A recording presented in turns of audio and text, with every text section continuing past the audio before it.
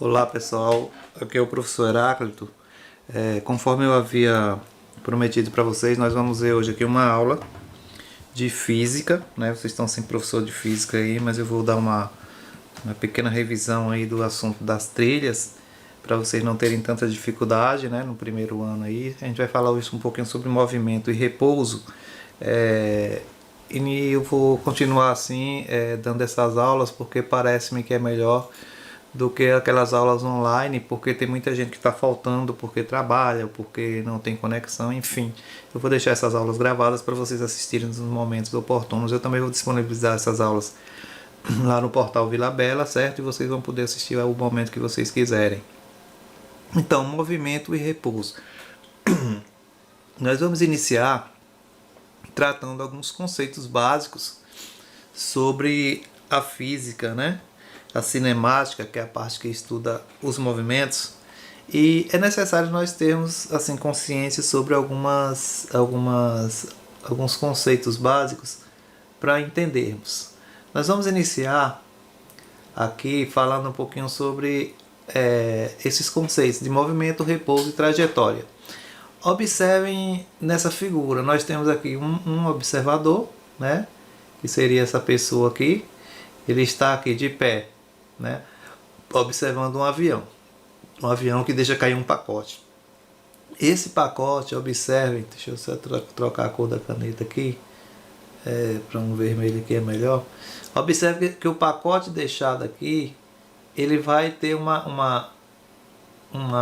a partir do momento que esse avião, digamos que ele esteja a 800 km por hora, essa pessoa aqui, como é que ele vai ver esse pacote cair?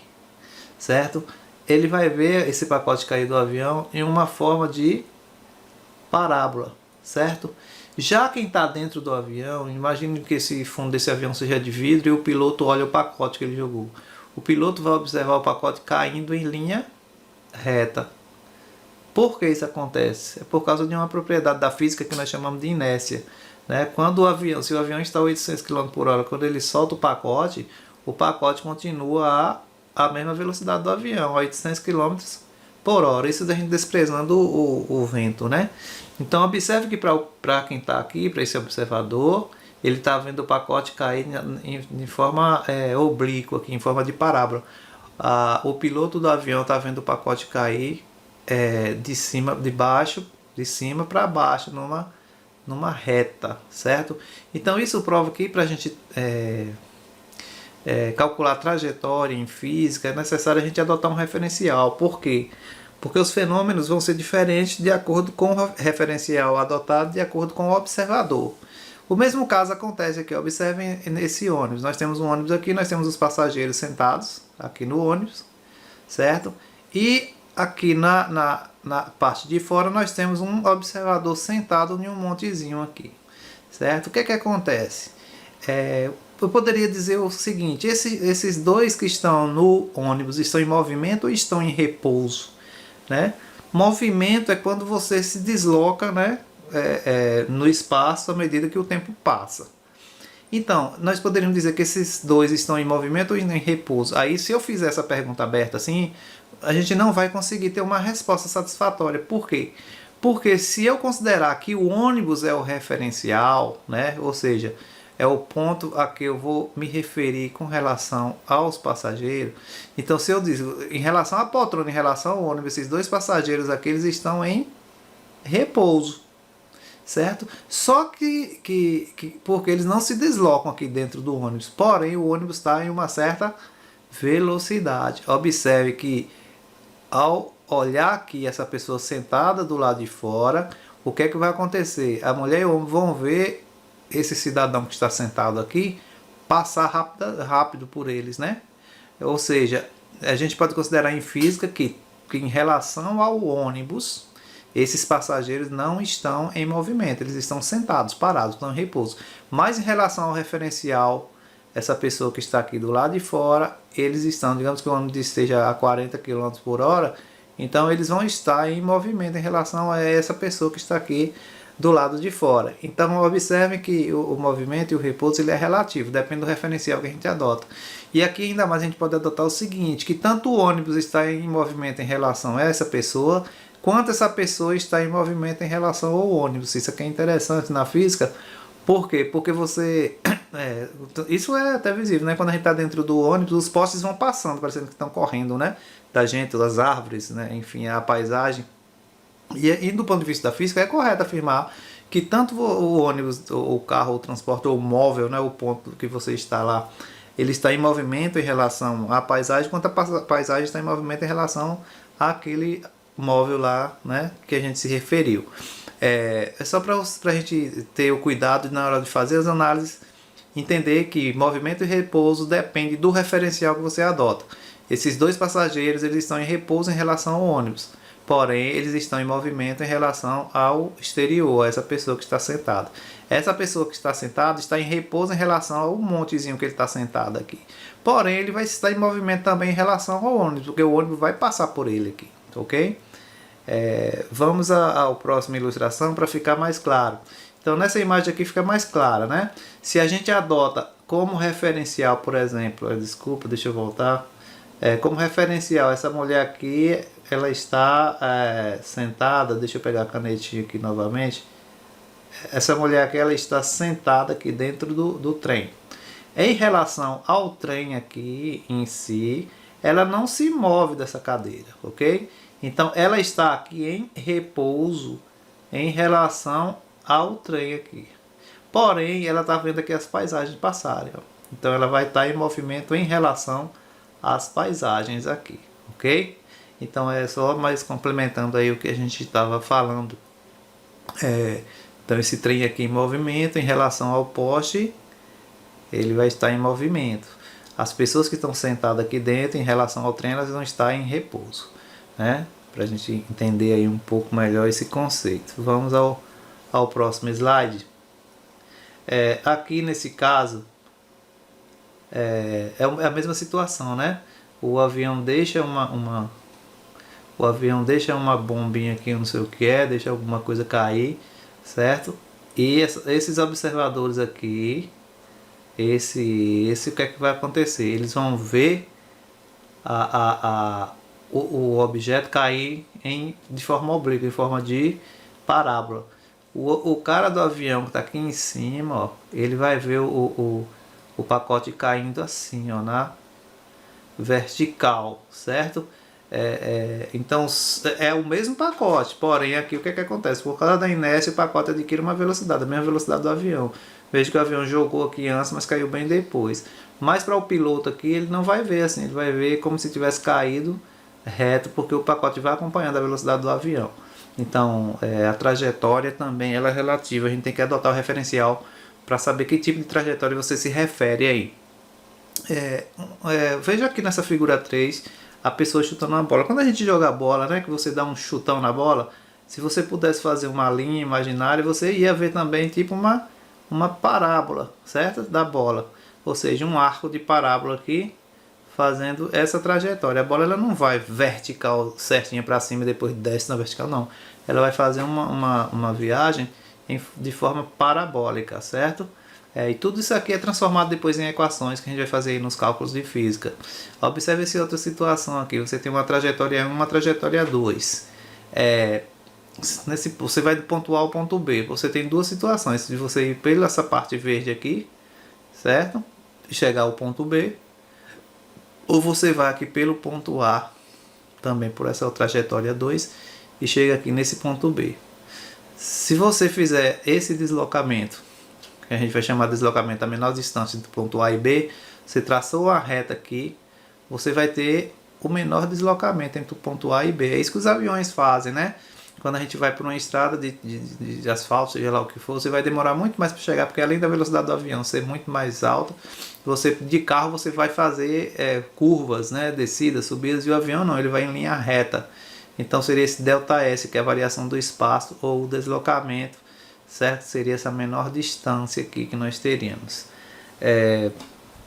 Prosseguindo, vamos ver aqui esse outro conceito que é importantíssimo para a gente entender. Vocês viram lá em matemática, semana passada eu dei uma aula de matemática, onde a gente trabalhou a questão do plano cartesiano. E no plano cartesiano eu falei que nós temos um conjunto de eixos, o eixo das ordenadas e os eixos das abscissas, o eixo vertical e o eixo horizontal. Isso vai servir para a gente entender aqui essa questão da posição que um móvel ocupa.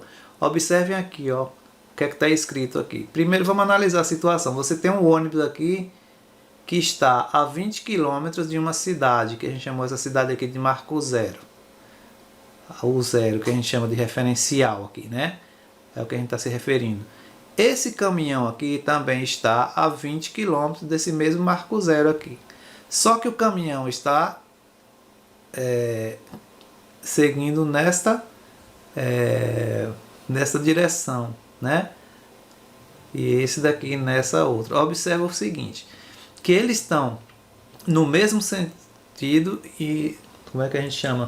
Sentidos mesma direção e sentidos contrários, né? Digamos assim. Mesma direção porque eles estão na horizontal, sentidos contrários porque um está vindo da direita para a esquerda ou da esquerda para a direita. Então como é que em física a gente representa isso, né? Então vamos chamar isso aqui de marco zero. Se eu passasse um eixo aqui das ordenadas e eu chamasse isso aqui de eixo Y, vocês lembram que a gente trabalhou? E a pista que a gente chamasse de eixo X, cruzando aqui, nós teríamos para cá os valores positivos, né? 1, 2, 3, 4. E para cá nós teríamos os números negativos, menos 1, menos 2. Lembram disso? Menos 3, no plano cartesiano que a gente representa.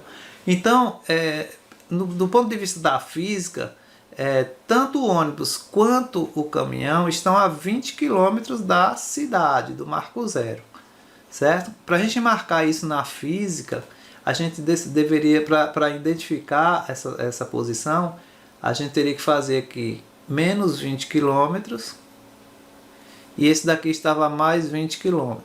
A distância é a mesma, só que com sinais diferentes para indicar que eles estão em sentidos opostos, certo? Um está na posição da direita, né, do eixo Y aqui, que vou chamar de mais 20, e outro está à esquerda do eixo Y, que eu vou chamar de menos 20. Então, a posição ocupada, como está escrito aí, por um móvel pode ser positiva, como está aqui, ó, positiva ou negativa, por causa disso, justamente para você marcar, certo? Quem é o positivo e quem é o negativo, porque a distância é a mesma, só que é positivo e negativo em relação a quê? Em relação ao marco zero, para você indicar o marco zero aqui, que é o ponto referencial que você está trabalhando, certo? É bom entender isso aí para a gente, na hora que for fazer os cálculos, ficar bem esclarecido. Vamos ao próximo slide. Observem aí, que foi o que eu acabei de colocar. Para evitar a situação da figura, opa, o slide passou aqui. Para evitar a situação da figura acima, deve-se orientar a trajetória colocando-se o sinal positivo para as posições localizadas de um lado da origem e negativo para o outro. O que é essa origem? Essa origem é justamente o ponto zero aqui, né? A origem aqui é o ponto zero. Então, para a gente evitar isso, foi isso que a gente colocou lá no outro slide. Menos 20 aqui, mais 20 aqui, para indicar só a questão em que lado está cada um desses veículos. Então, assim no exemplo acima, né? Se a trajetória for orientada para a direita, o ônibus ocupará a posição S. Observe, isso é importante, ó. Aqui em física a gente chama a posição, é a letra S, que representa menos 20 km, certo? Seria a posição que a gente chama em física. Vocês vão precisar desses conceitos aí mais na frente. E essa posição do caminhão aqui, nós marcaríamos como S igual a mais 20 km. Esse mais é só para indicar que ele está desse lado de cá e o menos para indicar que o ônibus está do lado de lá, certo? Os valores são o mesmo, são 20 km, o valor absoluto corresponde ao mesmo. O sinal só vai indicar que eles estão em lados diferentes, ok? Vamos ao próximo, para a gente analisar aqui o outro conceito. Eu só vou fazer rapidinho para a gente não perder, não ter muita teoria aqui para depois fazer exercício. Aí tem aqui, observe na figura acima que o deslocamento ΔS é uma variação da posição, né? Ou seja, ΔS, a variação da posição, é a posição final menos a inicial. Acho que faltou uma figura para eu explicar para vocês, mas com a figura de baixo a gente vai entender. O que é isso? O que é esse delta S? Deixa eu fazer aqui. Delta é uma letra grega, certo? É um triângulozinho. Delta S. Ela é marcado pela posição final, que é o S puro aqui, quando está puro é a posição final, menos a posição, eu vou botar SI aqui, que é a posição inicial. Só que em física geralmente eles não representam assim com SF e SI. Geralmente a variação do espaço é dado por S menos S0. Esse S0 vocês já vão saber que é a posição inicial, ou seja, posição final menos posição inicial. Então, para a gente entender isso, observe esse problema. Ó. Você não deve confundir deslocamento escalar, ΔS de um móvel, com distância ou espaço efetivamente percorrido, D. Por quê? Vamos ver por quê. Assim, considere uma trajetória na qual um móvel parte da posição SA 30 km e atinge a posição B, SB 70 km. E retorna à posição ASA 30 km após um certo intervalo de tempo. Parece complicado, mas não é. Vamos ver aqui. Observe essa caminhonete aqui, ela está a menos 30 km aqui, né? Está aqui a origem, a cidade, e ela está caminhando para o lado esquerdo aqui, ou seja, para os lados das posições negativas, né? Então aqui ela se encontra a menos 30 e aqui ela se encontra a menos 70. Se eu fosse calcular o ΔS aqui, ΔS que é a variação da posição, eu teria que pegar, deixa eu tirar aqui uma, deixa eu apagar essa seta aqui para dar para eu calcular. Eu teria que pegar aqui a posição final, que eu vou chamar de S, menos a posição inicial, que eu vou chamar de S0. Qual seria a posição final? É onde o carro chega, tá aqui, ó. Posição final tá aqui, certo? Certo? Final tá aqui, é o S. Então o S aí seria menos 70. Menos 70. Menos esse sinal que está aqui da formulazinha. A posição inicial aqui, de onde ele partiu, tá aqui. Ele partiu daqui, de menos 30, tá vendo? Então eu boto esse sinal de menos, é esse daqui. Só que eu tenho que botar o sinal de menos novamente aqui. Por quê? Porque esse 30 é negativo. Aí eu faço o joguinho de sinal, menos 70. Aqui eu tenho que fazer menos por menos mais 30. Fazendo a conta, menos 70 mais 30 dá menos 40 km. O que quer dizer isso? Que esse carro se deslocou daqui para cá 40 km no sentido negativo da trajetória. Ele saiu do marco zero para a esquerda. Então ele andou 40 km. Esse 40 km está com sinal negativo porque ele está da direita para a esquerda. Se ele tivesse indo da esquerda para a direita, esse 40 teria um sinal de mais. Só isso. Esse sinal aqui é só para indicar o sentido da posição. Certo? Então esse menos 40 é o que a gente chama aqui de deslocamento escalar. E não a distância em si. A distância seria só os 40 km. Só os 70 menos 30 seria a distância percorrida, 40 km. Agora a escalar ela vai indicar a direção, né? Que é uma grandeza vetorial que a gente chama. Essas setinhas indicam um vetor, ou seja, um sentido de uma direção. Então por isso que a gente diz que menos 40 é uma grandeza. Ele é um movimento retrógrado, porque ele está aí na esquerda, os movimentos no sentido negativo a gente chama de retrógrado, está aqui, ó. Isso é um outro conceito que é bom que vocês saibam.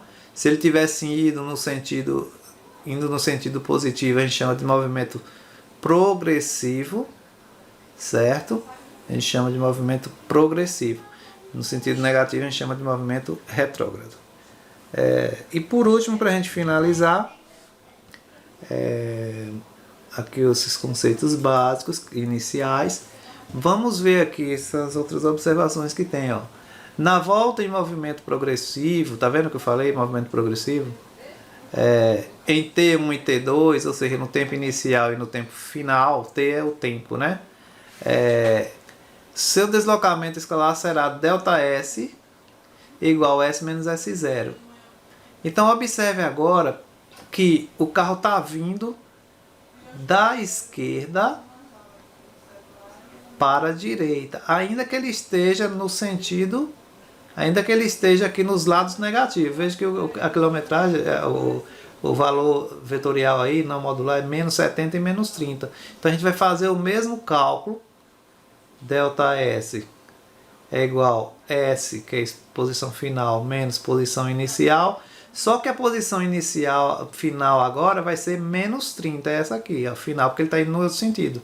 Ele começou aqui e terminou aqui. Então, neste caso, a variação da posição, o ΔS, vai ser a posição final, que é menos 30, menos da fórmula, a posição inicial, que foi essa aqui, ó, menos 70. Então, fazendo a continha, a variação da posição seria menos 30.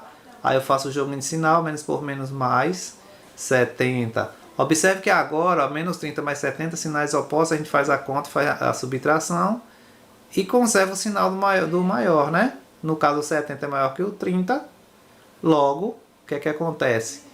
O valor vai ficar positivo. Ó, 70 menos 30 dá 40. Então agora ele ficou com sinal de mais. Eu até esqueci de falar isso no anterior. Veja que no outro ficou menos 7. No outro estava assim, menos 70 mais 30.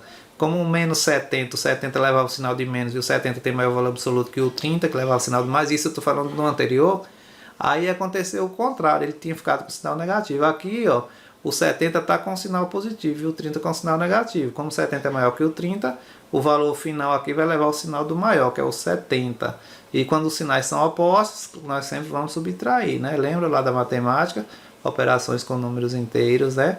Então está aqui, variação da posição é igual a mais 40, ou seja, ele está agora viajando no sentido da esquerda para a direita. Quando ele está viajando no sentido da esquerda para a direita, os resultados sempre vão dar positivo, é o que nós chamamos de movimento progressivo, né? Quando ele anda, ele está andando para cá, se ele estivesse andando para lá, seria um movimento retrógrado, né? Que a gente chama de retrógrado. Então, observem aí que a distância é a mesma, os mesmos 40 km, né? Não confundir, o módulo, a distância é 40 km, mas o valor escalar, que indica o vetor, ou seja, a direção e o sentido do movimento, esse é positivo ou negativo. Nesse caso aí deu positivo porque ele está no sentido da esquerda para a direita. Quando ele está no sentido da direita para a esquerda, vai dar negativo, né? Da esquerda para a direita, positivo, nós chamamos de movimento progressivo. Da direita para a esquerda, ao contrário, os valores dão negativo, nós chamamos de movimento retrógrado. Então, durante todo esse percurso de ida e volta, o deslocamento escalar total será de quê? O escalar, isso é importante, gente, ó. Ele andou 40 negativo no sentido, por exemplo, quando ele pegou aqui do marco zero, né? Ele foi daqui para aqui. Ele andou 40 negativo. Depois ele voltou do mesmo lugar para o mesmo lugar, veio para cá de novo. 40 positivo. Se a gente for fazer a conta, menos 40 mais 40 dá zero. Ou seja, a distância efetivamente percorrida no andômetro do carro vai ser de 80 km, 40 mais 40, vai estar lá marcado no andômetro, né? Aquela parte que mede a quilometragem do carro. Mas em termos de física, o deslocamento se anularia, porque ele andou 40 km para frente, 40 km para trás. Quando você pega menos 40 mais 40, zera, né? Isso em termos escalares, ok? Então vamos ficar por aqui com esses conceitos. Na próxima aula a gente continua e aí a gente pratica alguns exercícios juntos. Vocês já vêm praticando aí os exercícios da trilha, pratiquem mais e na próxima aula a gente continua.